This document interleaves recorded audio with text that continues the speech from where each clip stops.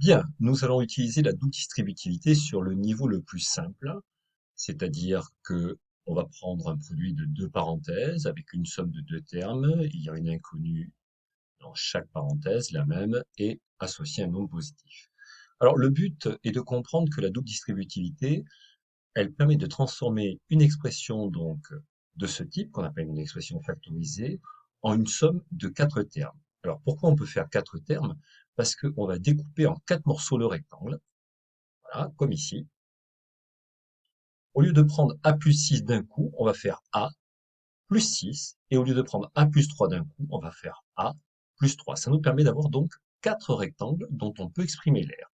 Par exemple, celui-ci, ça va être A fois A. Vous pourriez me dire c'est un carré. Mais peu importe, on schématise le raisonnement. Ici, le rectangle a pour R 6 fois A. Et ici, le rectangle a pour R A fois 3.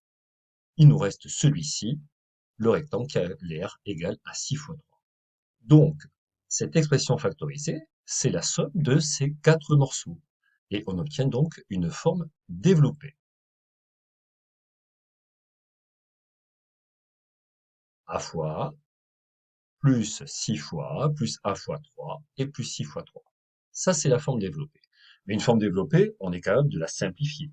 Donc, A fois A, ça va devenir A au carré.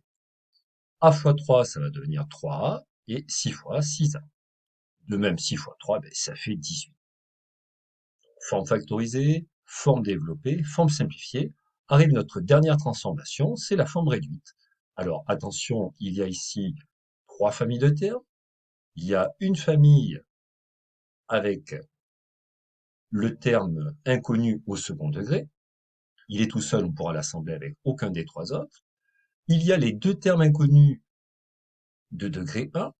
Eux, on peut les assembler, puisque 3A plus 6A, ça fait 9A. Et il nous reste le terme numérique qui, lui, va rester tout seul parce qu'il ne peut pas se réduire avec les autres. Donc, je répète, quatre formes. La forme factorisée, la forme développée, la forme simplifiée et la forme réduite.